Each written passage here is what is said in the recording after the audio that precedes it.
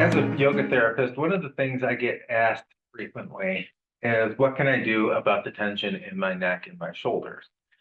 We live in an environment today that when you are working at a computer most of your time, if you're not working at the computer, you're behind the wheel of the car. When you're not behind the wheel of the car, you're sitting there looking at your phone, hunched over.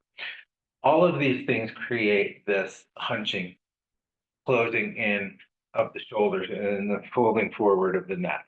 The neck is supposed to have a specific curve to it. Our spines are supposed to have specific curves to them in order to support the body and the body weight properly. So when we're hunched over all the time, it's shifting the weight of the head forward, causing strain on the neck, causing strain in the shoulders, trapezius muscle. One of the best ways to start to get into the muscles in here, into your trapezius muscles along underneath the shoulder blade there, we take our hands out in front of us and we cross our right arm over the left, kind of seating the elbows inside each other. And I always offer the option to take the hands to the shoulders if you're not very flexible. The hands can come back of the hands together. Or some of us are flexible enough that we can get palm to palm. So from here, if we take this setup, this is already stretching into your shoulders and into your triceps. You turn from the waist, stretching into that arm that's on the top. And you open up that arm and then take your gaze over that shoulder. You really can start to open up that shoulder. Start to feel the stretch into your trapezius, into those muscles underneath the shoulder blade. And then when you come back, bring the arms together, twist your body around, releasing it, rolling your shoulders. You always need a certain amount of counter pose, and we'll get into a more serious counter pose after we do the other side. You always need to do both sides as well. When you don't do both sides, you end up stretching out one and leaving the other one tight, which creates an imbalance and tension in your muscles. So you always want to do both sides, whether you're just doing something at home or you're going through the practice in your local studio. You want to get both sides, make sure you are even. So let's try this again. This time we'll take the left arm over the top again, seating the elbows inside each other if you can.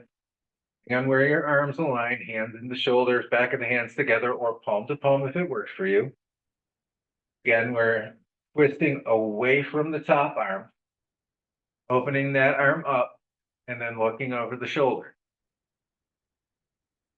The bottom arm is there to support the elbow and to create a little deeper stretch into those muscles.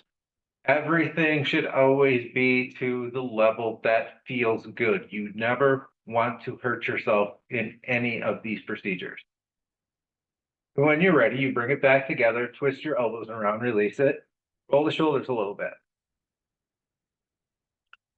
So the counter pose to your internal rotations really starts to set up the pulling the chest and the shoulders back, swinging your arms around, interlacing your fingers if you can, and then pulling the shoulders back really starts to open up the chest, open up the heart, reverse those muscles that are closing in all day.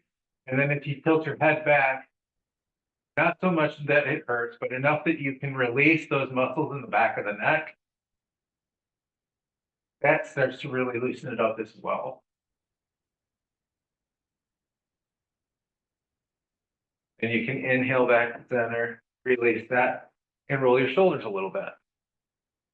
So again, these are all options to just start to open up the chest and the shoulders, loosen up your neck a little bit. And as a way to start countering all that forward closing motion that we are in all day. So if there's anything we can help you with here at Namaste, namaste-yoga.net. And we will be here whether it is for yoga therapy or for therapeutic classes.